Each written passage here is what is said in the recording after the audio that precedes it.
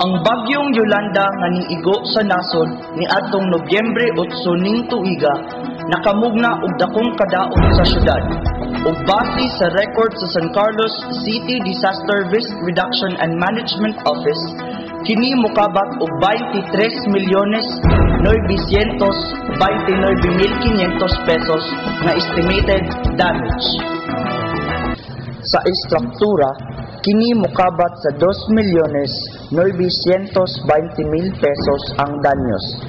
Mga barangay roads nga naguba, mokabat sa 15,600,000 pesos. Ug ang footbridge sa barangay Quezon naguba usab, mokabat sa 480,000 pesos ang danyos. Samtang ang danyos sa agrikultura nga mo'y panginabuhian sa mga lumad, mokabat sa 4,881,500 pesos. Pulo usab ka mga fishing boats ang naguba nga may danyos nga 48,000 pesos. Sa gihimong special council meeting sa mga miyembro sa San Carlos City Disaster Risk Reduction and Management Council, aprobado ni City Mayor Gingo Valmayor Jr. ang paghatag og financial assistance sa mga panimalay nga nangaguba sa bagyong Yolanda. Matud pa ni CSWD Officer Cynthia Mirande nga ang mga balay nga totally damaged makadawat og 10,000 pesos ug ang partially damaged 3,000 pesos. Samtang giklaro ni Mayor Gingo Valmayor Jr. nga andam motabang ang syudad sa mga eskwelahan nga nangaguba.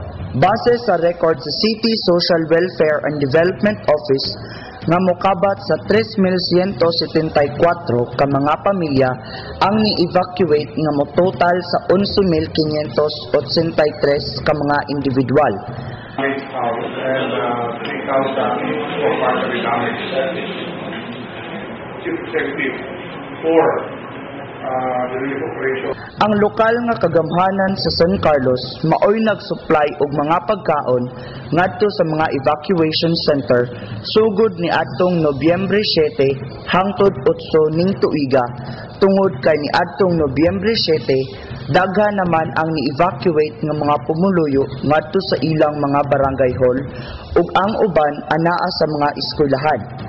Base sa record sa CSWD nga mokabat sa 3,032 ka mga putos nga may unod nga 2 ka kilo nga bugas, 2 ka sardinas ug 2 ka noodles ang nahatag sa syudad ngadto sa mga ning evacuate.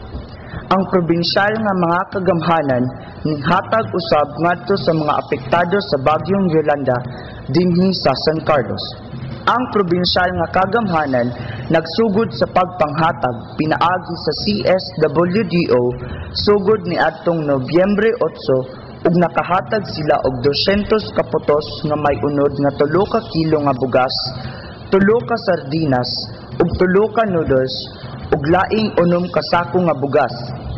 400 ka putos ni atong Nobyembre 9 ug 1,000 ug 1 ka gatos nga mga pinutos ni atong Nobyembre 13 nga parehas ra ang unod sa una nilang hatag nga mao ang 3 ka kilo nga bugas, 3 ka sardinas ug 3 ka noodles.